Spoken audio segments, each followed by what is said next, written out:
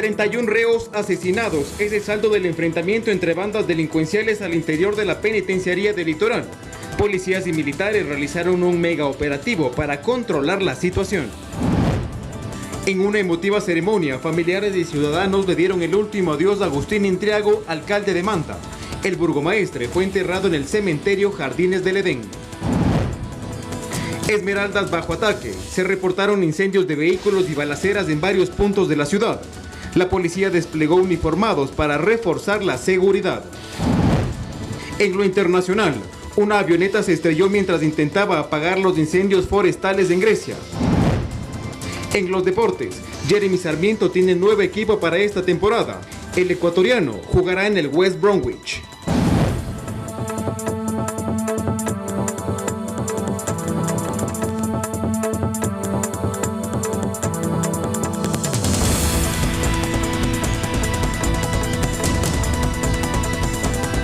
Amigos televidentes, buenas noches, gracias por acompañarnos en Noticias 7, emisión estelar este día, martes 25 de julio. Importante información para todos ustedes y empezamos también saludando al puerto principal en sus fiestas de fundación. Fernando Estrada me acompaña. Buenas noches, Fernando. ¿Qué tal, María Mercedes? ¿Cómo te va? Un fuerte abrazo para ti y para todos los guayaquileños, que nos incluimos, por cierto, ambos somos guayaquileños y estamos aquí listos para poder presentarles nuestra oferta informativa.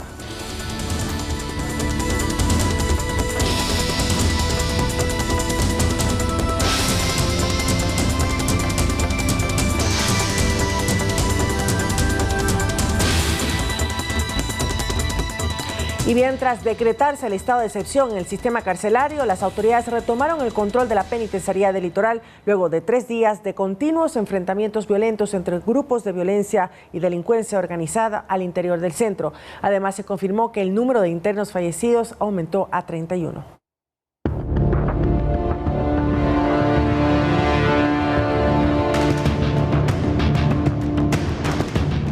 Como si se tratase de una película, cientos de policías y militares armados ingresaron a la penitenciaría del Litoral. Para su acceso, los uniformados efectuaron detonaciones controladas. Esas detonaciones lo está haciendo Fuerzas Armadas y Policía justamente para los ingresos, porque estaban muy reforzadas las puertas. En total, 2.700 gendarmes junto a tanquetas, una especie de vehículos militares blindados, fueron parte del operativo que permitió retomar el control de este centro de rehabilitación ubicado en Guayaquil. Ese operativo contundente, en apego al respeto a los derechos humanos, ha demostrado lo eficientes, lo preparados que están nuestros miembros de nuestra fuerza pública. El orden se recobró luego de 3 días de continuos ataques entre miembros de grupos de delincuencia organizada. Esta incursión se efectuó tras decretarse el estado de excepción en todo el sistema penitenciario y que regirá durante los próximos 60 días. Para que el personal militar pueda intervenir ante graves alteraciones del orden cuando hayan sido sobrepasadas las capacidades, como se pudo evidenciar, las capacidades del Cuerpo de Vigilancia Penitenciaria. Luego de recobrar el control, ingresaron los vehículos de criminalística y medicina legal para recoger a los cadáveres encontrados al interior y que ya estaban en descomposición. Hasta el cierre de esta edición, la Fiscalía confirmó el fallecimiento de 31 privados de libertad, producto de los 3 días de violencia en la penitenciaría. Además, 14 personas resultaron heridas. Nosotros no vamos a salir aquí hasta cuando se complete todo y se genere lo que la SNAI ha planificado. Durante esta intervención, las autoridades decomisaron solo en el pabellón 9, que es liderado por los Lobos, 9 fusiles, un lanzagranadas, 4 pistolas, 2 revólveres y 1000 municiones. Y en el resto de pabellones también se confiscaron sustancias sujetas a fiscalización, municiones, armas cortopunzantes, armas de fuego, celulares, electrodomésticos y dinero en efectivo. Finalmente, desde la Secretaría de Comunicación se confirmó que fueron liberados 120 guías penitenciarios, de un total de 137 retenidos en los centros de Napo, Cañar, Azuay, Loja, Cotopaxi y El Oro. Olga Velasco, Noticias 7.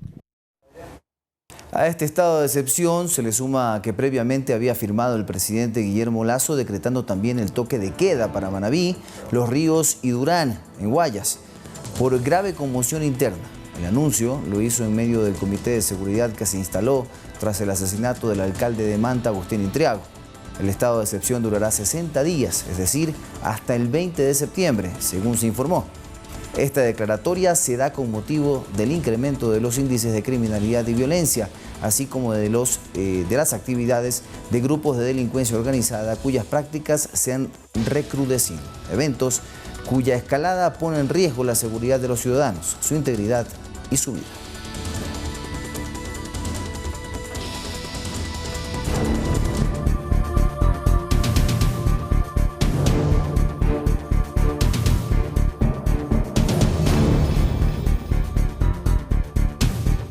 Un caos nunca antes visto se registró este martes en la provincia de Esmeraldas, principalmente en su capital. La incineración de vehículos y enfrentamientos con la policía marcaron la tónica. Vamos a conocer un poco de lo sucedido a continuación.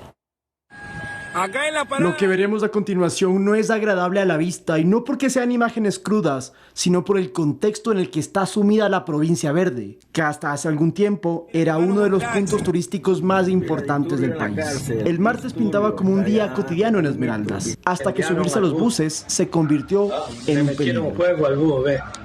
Qué bestia esta gente, patalos. Estos sujetos lanzaban explosivos a un bus urbano, situación similar en otros puntos de la capital provincial. Tampoco se podía ir a clases. Aquí encerrados en la escuela de los niños, por la balacera que hay ahorita.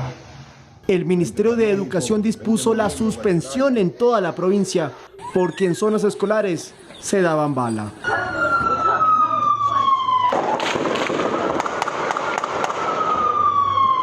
Algunos tomaron sus autos para irse, mientras que otros acudían a la terminal terrestre, pero estaba vacía y sin servicio. Están sacando porque dicen que van a cerrar el terminal por la represalia que hay. Dicen que quieren entrar a todos los negocios que están abiertos.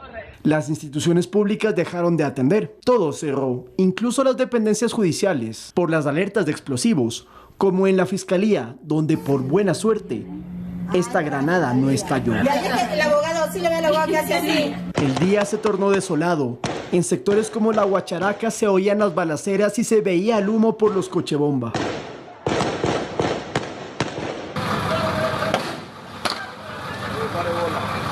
Mientras que en la cárcel, los internos mantenían retenidos a 15 guías penitenciarios. Y aparte del motín, se escuchaban sus gritos de guerra.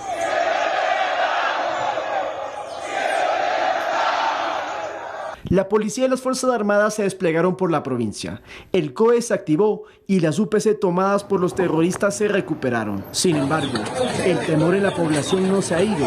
En el día más triste de una provincia en la que se cambiaron las marimbas por las balas. Lautaro Andrade, Noticias 7. Y a propósito de la situación que atraviesa Esmeraldas, el ministro del Interior, Juan Zapata, se refirió a la situación y mencionó que no se reportan pérdidas humanas. Escuchemos. Afortunadamente no tenemos ningún fallecido, ningún herido. Hay un policía que fue golpeado. Estamos ya trabajando con la fuerza de tarea conjunta ya con Ejército y Policía para retomar los sectores en donde lastimosamente han generado incidentes, y eso es lo que tratan de hacer, generar terrorismo, generar pánico. Atrás de esto es el crimen organizado, son los grupos de delincuencia organizada que dejaron mucho tiempo que se fortalezcan como lo están haciendo ahora, pero ahí ustedes han visto, creo que el país es testigo que nosotros hemos enfrentado con valentía. Instituciones como Policía y Fuerzas Armadas se juegan la vida todos los días.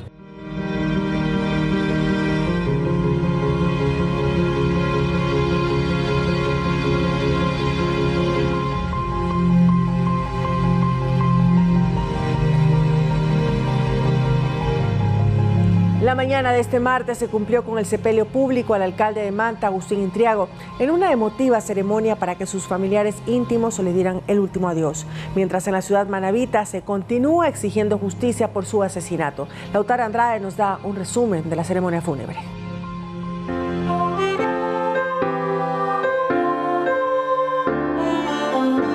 Gracias, y Espíritu Santo, gracias. Amén. Con una bendición fue la partida terrenal de quien en vida fuese Agustín Intriago Quijano, el llorado alcalde de Manta, que la mañana de este martes fue sepultado en el Camposanto Jardines de El Edén, en un evento masivo y emotivo. Junto al féretro, los bomberos de Manta despidiendo al comandante en jefe, y a la redonda, el llanto de sus familiares, amigos y simpatizantes. Su hermano David, consternado por las cosas que en vida no alcanzó a decirle a su hermano mayor, aprovechó para agradecerle. Se convirtió siempre en mi ejemplo y mi ruta por donde seguir. Y te agradezco eso, ñaño. Te agradezco eso porque siempre me llevaste por un buen camino. Y no solo a mí, a tu familia y a esta gran ciudad que lo ama y lo amará por siempre. Mientras que Rosita, su amada esposa, desconsolada se despedía del último rastro físico de su marido, hasta que llegó la hora de dejarlo partir, con una madre que sufría el dolor más grande para un progenitor, familiares cercanos que no estaban preparados a una despedida de este tipo, pese a que en diciembre del 2020 casi les toca hacerlo cuando el alcalde se contagió de COVID, y las palabras que les decía en ese momento hoy cobran cada vez más sentido. Agarra mi mano muy fuerte y me dice, dile a mi hija, dile a Alma que su padre la amó con locura. Repítele cada día que su papá la amó y que la amará hasta la eternidad. Y entristece más porque si algo temía Agustín Intriago era dejar en ese entonces sola a su hija Alma, y ahora también por su pequeño Agustín de 6 meses. Y la verdad es que es algo que sí se lo reproché muchísimo a Dios y dije, ¿cómo la puedes dejar tan sola sin su papá? Porque al final del día, esta ciudad a la que quiero tanto, a los 3 días iba a tener un nuevo alcalde. Y Rosita es una mujer joven y posiblemente en unos 3 años iba a tener una nueva pareja. Pero para Almita, su papá siempre iba a ser su papá. Pero esa es la vida. Hay ocasiones que nos alerta de lo que puede suceder. Y en otros casos, como este, se apaga cuando menos lo imaginas. Manta y el Ecuador le dicen, hasta siempre, alcalde. Lautaro Andrade, Noticias 7.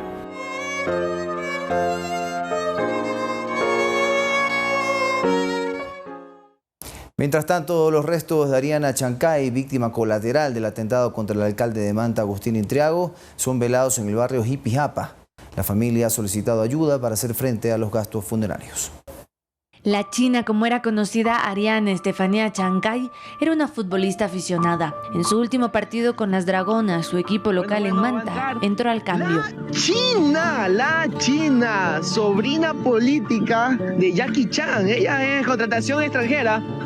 Es una contratación extranjera. Ese mismo uniforme blanco con negro estaba puesto el pasado domingo cuando acudió a un evento del alcalde en el barrio 15 de septiembre para pedirle auspicio para su equipo de fútbol y su proyecto deportivo. Según testigos, de eso estaban hablando cuando Intriago fue atacado y la bala de un fusil le alcanzó en la cabeza, acabando con su vida. Los moradores y amigos de Ariana intentaron ayudarla, pero murió en el lugar. Ariana era soltera, se había graduado de ingeniería en sistemas. En su hogar solo hay dolor e impotencia. Su funeral es austero en el barrio Jipijapa de la parroquia Eloy Alfaro en Manta. Los familiares estaban haciendo una recolección para poder comprar incluso la caja y el puesto allá en el cementerio. La China. Carolina Basante, Noticias 7. Ella es contratación extranjera. El presidente Guillermo Lasso mantuvo una reunión en Guayaquil con el Comité de Seguridad. A la cita acudieron representantes de municipalidades y prefecturas, quienes piden un plan para enfrentar los crímenes en conjunto. El atentado que terminó con la vida del alcalde de Manta, Agustín Intriago, no es el único que se ha registrado en lo que va del año a una autoridad. La Asociación de Municipalidades Ecuatorianas registra 10 atentados contra alcaldes y funcionarios municipales en el Ecuador en lo que va del año. Patricio Maldonado, alcalde de Nabón y presidente de la asociación, informó que son 17 alcaldes del país que cuentan al momento con resguardo policial. Buscamos tener un espacio de diálogo, logramos reunirnos el 25 de mayo con el con el capitán ministro Juan Zapata, donde se trazó una hoja de ruta donde se levantó información y se pudo extender para que ellos puedan generar un registro de los alcaldes que requerían seguridad. Más allá de eso no pudimos llegar. Por su parte, el ministro del Interior, Juan Zapata, en el comité de seguridad que se desarrolló en Guayaquil, aseguró que se analiza las solicitudes y ya hay algunas autoridades que cuentan con resguardo policial. Indicarles que en el caso de los alcaldes nosotros hemos recibido 22 pedidos, de los cuales 12 se encuentran ya con seguridad de la Policía Nacional y tenemos 8 que están en trámite porque tenemos que entender que el policía es un fondo público, por lo tanto tenemos que generar los justificativos frente a los organismos de control y ese justificativo es el análisis de riesgo. También hay pedido de resguardo para los prefectos. En el caso de los prefectos tenemos 4 prefectos con seguridad y 2 viceprefectos y no tenemos ningún otro pedido. El ministro también se refirió a las solicitudes de resguardo que han pedido candidatos a la Asamblea Nacional. Aseguró que son 19 y 7 de ellos ya están aprobados. Andrea Orbe, Noticias 7. En Guayaquil se realizó una nueva reunión del Comité de Seguridad con la presencia de los representantes de los gobiernos autónomos descentralizados para enfrentar la crisis de inseguridad de manera conjunta. Unidad. Eso fue lo que se pidió en la cita mantenida entre el gobierno central y los titulares de la Asociación de Municipalidades, el Consorcio de Gobiernos Provinciales y el Consejo de Gobiernos Parroquiales. Unidad ante un problema común, la inseguridad. Nos afecta a todos en distintos niveles. Entre las resoluciones se acordó la incorporación de los representantes de los distintos niveles de gobierno local al Comité de Seguridad, así como aumentar la coordinación entre los niveles de gobierno y todos los que somos Estado.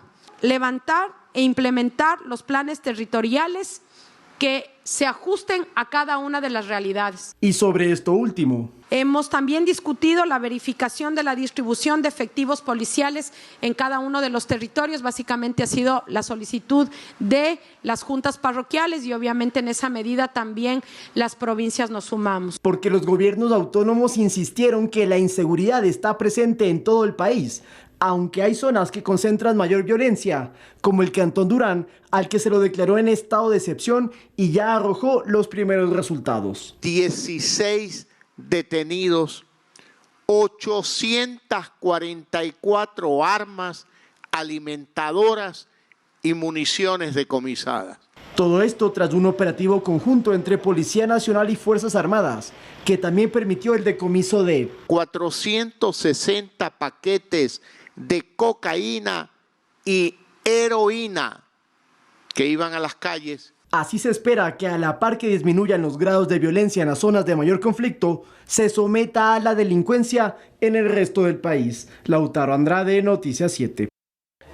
En los 6 primeros meses del 2023, Manabí registró el 70% de muertes violentas que había acumulado en todo el 2022. Este incremento de criminalidad estaría relacionado a la penetración del narcotráfico, que también tendría sus tentáculos en la esfera política.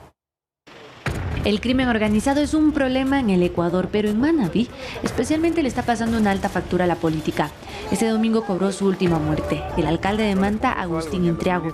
La policía ha revelado que Intriago tenía amenazas, aunque no se conocen más detalles de esto. Tampoco Intriago había colocado denuncias en fiscalía, así que no había investigaciones en curso. No era el único atentado en contra de un político. En esta provincia, en el último año, se han reportado 8 casos. Todos estos están bajo reserva. La gran incógnita es la raíz del incremento de la violencia que algunos la vinculan con el narcotráfico. En junio de 2022, la municipalidad de Manta fue señalada por los supuestos contratos con empresas de Leandro Norero, alias El Patrón, financista de grupos delictivos e investigado por lavado de activos. Norero habría suscrito contratos con la municipalidad.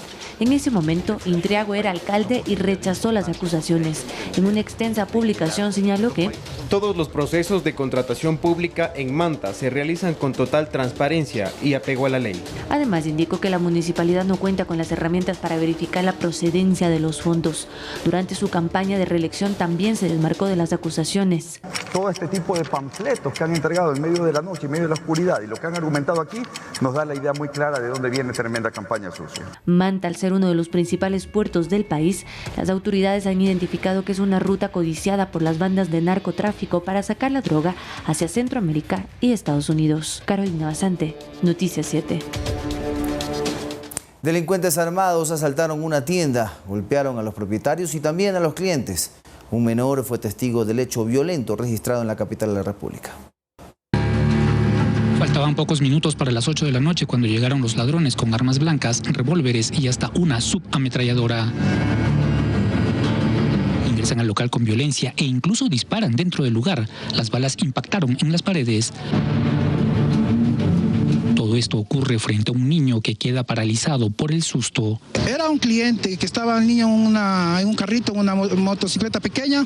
El niño no sabía qué hacer, entonces estaba desprevenido. Nosotros también no sabíamos qué hacer y tuvimos que escondernos de los delincuentes porque estaban súper armados. El que llevó la peor parte fue don Enrique, a quien golpearon con un arma, le rompieron la cabeza y se llevaron su arma de dotación. En el primer intento no me quitan el arma, sino en el segundo intento me siguen arrematándome. Comienzan a hacer 3 detonaciones con el arma del delincuente, detonó al fondo. Este fue solo uno de los robos que se registra en el sector de La Roldós, en el norte de Quito, donde los vecinos no pueden transitar con tranquilidad. Bastante peligroso, tenemos que estar siempre andando con cuidado, de no llevar pertenencias como costosas, salir así bien cuidadosos con nuestras pertenencias. La policía busca a los delincuentes que escaparon, luego de que se activaron las alarmas del lugar. La Agencia de Regulación y Control de Hidrocarburos regulan la venta de diésel tras detectar un incremento inusual en más de 100 estaciones en el despacho del segmento automotriz. Sin embargo, los distribuidores consideran que el verdadero incremento está en otro sector. Así lucen varias estaciones de combustible en la provincia de Manabí, con un letrero que dice "no hay diésel". Según la Agencia de Regulación y Control de Hidrocarburos, el Ministerio de Energía y Petroecuador, se identificó un comportamiento inusual en el despacho de diésel premium del segmento automotriz. Según las autoridades, de las 1.200 estaciones, se identificaron a 109 que tienen un crecimiento fuera de la tendencia del 2022. Pero según la Cámara de Distribuidores de Combustible, esto no es así. Y en el sector automotriz, en el diésel automotriz, hay un incremento del 3.4% proyectado para todo el 2023.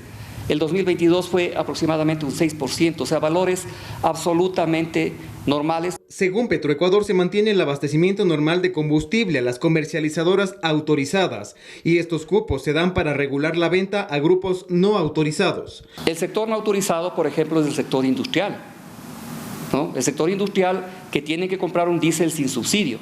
Sin embargo, Ivo Rosero, titular de la Cámara de Distribuidores, sostiene que el verdadero incremento está en otro sector. Hay un incremento del consumo del diésel eléctrico en el diésel 2 del 537%. El diésel que va hacia el sector eléctrico son las empresas que generan energía eléctrica, estatales. ¿Quién vende ese diésel? El 99% de ese diésel es vendido por la comercializadora estatal. Entonces, Petroecuador. Este incremento, dice, significaría 800 barriles de combustible. Sube el consumo con destino hacia las eléctricas, generadoras de energía eléctrica, 800.000 barriles en este periodo, y baja el consumo del sector industrial en 800.000 barriles. Y lo más fácil es echarle la culpa a los distribuidores, pues, ¿no? Según las autoridades, de estas estaciones, 28 están en la provincia del Guayas y 18 en Pichincha, y estas regulaciones significan un ahorro de $3.2 millones. Se espera que este miércoles se realice un plantón de gasolineros para exigir que se revise su margen de ganancia en los exteriores del Palacio Presidencial. Edison Saavedra, Noticias 7. El Pleno del Consejo de la Judicatura aprobó el inicio del concurso de méritos y oposición para la renovación parcial de jueces en la Corte Constitucional de Justicia, Corte Nacional de Justicia. En este caso, en total se renovarán a 7 jueces. La primera etapa será la convocatoria, en este caso, que se publicará el 28 de julio, seguido de la postulación, méritos y etapa de pruebas e impugnaciones. Todo el proceso contará con una veeduría ciudadana designada por la Judicatura. Entre los requisitos para postularse están ser ecuatoriano, tener título de tercer nivel en Derecho y haber ejercido la profesión por lo menos un lapso de 10 años. La postulación se realizará desde el 6 de agosto hasta el 11 de agosto a través de la página web www.funcionjudicial.gov.es. En una reunión mantenida entre el secretario general de la Organización de los Estados Unidos Americanos, OEA, Luis Almagro, y la presidenta del Consejo Nacional Electoral de Ecuador, Diana Tamarit, se acordó el envío de una misión de observación electoral a las elecciones presidenciales, legislativas y consultas del próximo 20 de agosto. La ex vicepresidenta de Panamá, Isabel de Saint Malo, liderará la misión, según informó el secretario general. Ustedes, estimados amigos, observarán un proceso electoral que se realizará en un tiempo récord de 90 días. donde hemos puesto toda nuestra experiencia y capacidad para organizar este proceso inédito e histórico en el país, pero sobre todo nuestro trabajo eficiente y compromiso con la democracia del Ecuador, que debe garantizar transparencia. Con estos comicios, esta sería la misión número 25 de la OEA en nuestro país desde 1968. Larga trayectoria, señor secretario.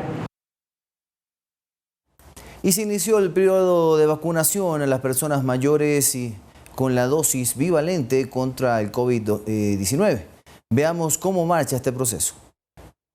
Hijos y nietos son conscientes de la importancia de la inmunización con la vacuna bivalente contra el COVID-19 que se empezó a colocar desde este lunes a personas mayores de 65 años. A pesar de que ya han dicho que ya no hay mucho riesgo, las personas aún necesitan cuidarse sobre eso y sobre todo las personas mayores que tienen las defensas más bajas. La vacuna bivalente está disponible en todos los centros de salud del país y se colocará a personas que tengan enfermedades crónicas como diabetes, hipertensión y otras. Creo que es importante porque en cuestión de mí, a mí me ha servido muchísimo porque tenía las defensas muy bajas, entonces yo creo que a personas adultas también. La vacuna bivalente contra el COVID-19 permite inmunizar a las personas contra la cepa original del virus y también contra la variante Omicron. Dando prioridad a las personas que tienen patologías crónicas graves, insuficiencia renal, problemas respiratorios crónicos también. Si bien desde mayo de este año el COVID-19 ya no es una emergencia sanitaria, el virus sigue circulando y en el país se registra cada semana al menos 1,000 contagios. Una de las muestras de la efectividad de la vacuna es que se ha mantenido controlada la pandemia. Caso contrario, no se pudiera hablar de índices bajos si la población hubiera cumplido por lo menos los 2 o 3 refuerzos. Hay que recordar que la semana pasada el Ministerio de Salud ya vacunó a todo el personal sanitario de hospitales y centros médicos del país. Dirigido a quienes tienen mayor riesgo de contacto con pacientes portadores del COVID, personal de enfermería, personal de UCI. Para poder colocarse la vacuna bivalente es necesario contar con todas las vacunas previas y sus refuerzos y no haberse vacunado en los últimos 2 meses contra la viruela del mono. La ministra de Telecomunicaciones, Viana Mayno, sostuvo que el gobierno nacional trabaja en un plan de contingencia para garantizar la conectividad ante la llegada del fenómeno del Niño. De manera muy responsable el gobierno está generando su plan de acción para hacer frente al fenómeno del Niño, dentro de lo cual en el sector de telecomunicaciones sí cabe mencionar que esa conectividad funciona generalmente con energía eléctrica. Entonces sí hay baterías establecidas por 24 o 48 horas dependiendo del tamaño en las torres de conectividad, pero eventualmente quiero decir que si se va la energía va a seguir funcionando la señal por un tiempo más. Sin embargo, es indispensable que se reponga la energía eléctrica para que sea estable en el tiempo el servicio. Eso es parte de lo que se está trabajando y, como decía, con el plan B, el de contingencia en caso que se perdiese la señal o se rompa la fibra, que es otro de los temas que puede suceder con un terremoto, por ejemplo, activar otro tipo de conectividad que podría ser satelital.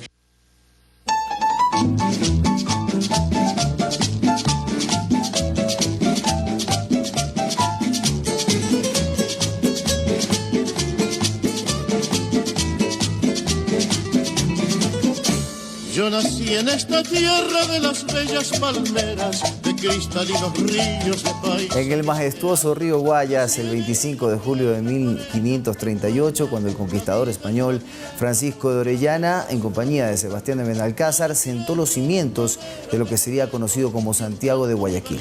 En ese preciso instante comenzó a forjarse un legado de valentía y tenacidad que perdura hasta nuestros días.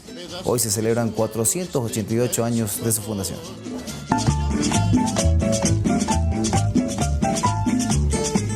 Guayaquil, una ciudad con una historia rica y cautivadora, se encuentra arraigada en el corazón de Ecuador.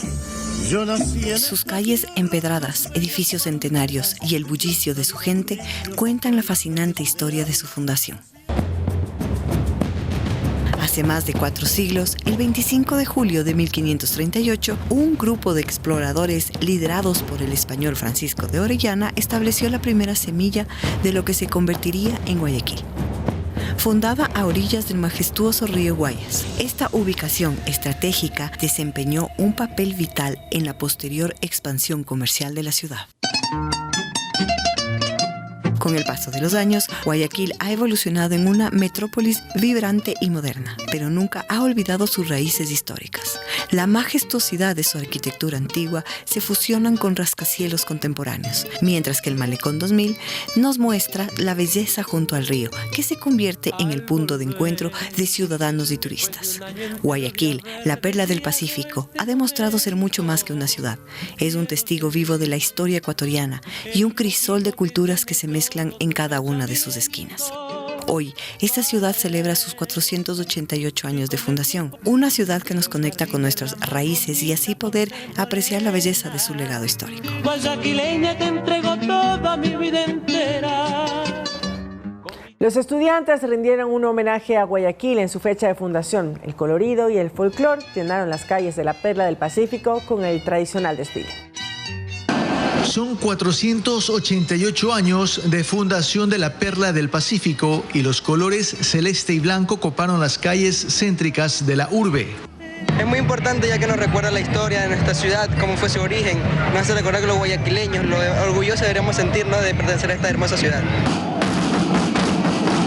Al ritmo de tambores, flautas y otros instrumentos, los estudiantes desfilaron para recordar el aniversario de la localidad. Resalta bastante la parte cívica, ¿no? Y los estudiantes están muy satisfechos en la labor que están cumpliendo, no solamente como estudiantes, sino como ciudadanos. Los trajes típicos evocaron el folclore y la historia de la urbe huancavilca. Los bailes folclóricos más que todo indican con los bailes populares que se hacían en cada festividad de Guayaquil, y los trajes típicos es una secuencia de todo cómo va evolucionando la vestimenta guayaquileña. Es emocionante, pese a que estamos pasando por una situación bastante difícil por la delincuencia y todas las cosas que están ocurriendo, pero ese espíritu cívico siempre permanece entre nosotros. Me siento muy contenta porque también mi hija está participando y bueno, que conserven la tradición siempre y bueno, que viva Guayaquil. Así, con actividades cívicas y culturales, Guayaquil recordó un año más de fundación. Para este martes 25 de julio estaban previstas varias actividades por parte de la Armada del Ecuador por la conmemoración del 82º aniversario del combate naval. Sin embargo, la institución comunicó este lunes 24 que ante los actos de violencia suscitados en el país, la ceremonia conmemorativa que se iba a desarrollar en Guayaquil se suspendió. La decisión se tomó considerando que el personal para el desfile militar pasó a reforzar el cumplimiento de las operaciones militares en apoyo a la Policía Nacional para incrementar la seguridad en el país y en apego a lo que se establece en el Decreto Ejecutivo 824. No obstante, autoridades de gobierno encabezadas por el presidente Guillermo Lasso llegaron al complejo cívico naval Cambelí, ubicado en la calle Eloy El Faro, para la colocación de una ofrenda floral. El acto se cumple en el marco de la conmemoración de los 488 años del proceso de fundación de Guayaquil y la gesta del combate de Cambelí.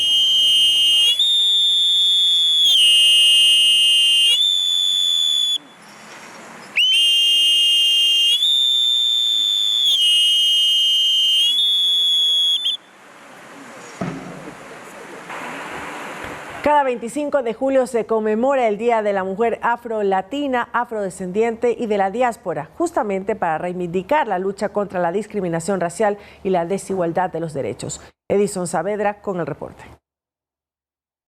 Hablar de la mujer afrodescendiente es hablar de una eterna lucha por la reivindicación de los derechos humanos, discriminación racial, el machismo, la pobreza o la exclusión social, pues hasta la actualidad todavía se dan estas prácticas. O sea, el trabajo que nosotros hacemos como afrodescendiente es una lucha diaria sobre trabajo sobre sexualización, sobre racismo, sobre discriminación, que estos son temas que nos embarcan a mucho la sociedad afrodescendiente, no solo a las mujeres, sino a los hombres negros también. Carla Viteri, activista afrodescendiente, ha vivido en carne propia situaciones de racismo. Es que vivimos a diario racismo, desde el hecho de que entrar a un banco con tu turbante, porque los turbantes son parte de nuestra cultura, y te digan que debes sacarlo. Justamente cada 25 de julio se conmemora el Día de la Mujer Afrolatina, Afrocaribeña y de la diáspora. Recordar la lucha de mis ancestras, liberación. Eso significa para mí ser una mujer afrodescendiente. Ser afrodescendiente es ser la cuna de toda la humanidad. Eso es para mí ser afrodescendiente. Y es que es imposible no ver una sonrisa en su rostro, a pesar de ser una comunidad históricamente desplazada y atacada. O sea, nosotros somos alegres porque a nosotros la vida nos obligó a ver la alegría a pesar de las adversidades. Que nosotros tenemos un montón de gente atrás, que si las personas que ahorita estamos aquí reunidas bajamos los hombros, los hijos de mis compañeras del día de mañana no van a tener que comer ni siquiera un trabajo y un techo. Carla, Roxana y otras mujeres afrodescendientes forman parte del grupo Adiza Deba, que realiza presentaciones culturales con significados ancestrales. Nosotros hacemos desfiles ancestrales que son con túnicas, utilizamos indumentaria africana como los aretes, los collares. Por ejemplo, Marlene Phillips forma parte de estas presentaciones de baile Afrodance, que no solo se trata de bailar, sino de contar una historia con sus movimientos.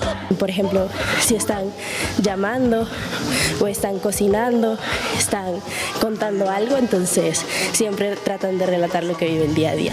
Y también se trata sobre la adversidad, la resiliencia, que a pesar de todo lo que uno vive, siempre tenemos una sonrisa para dar y también podemos danzar en donde queramos y a donde vayamos.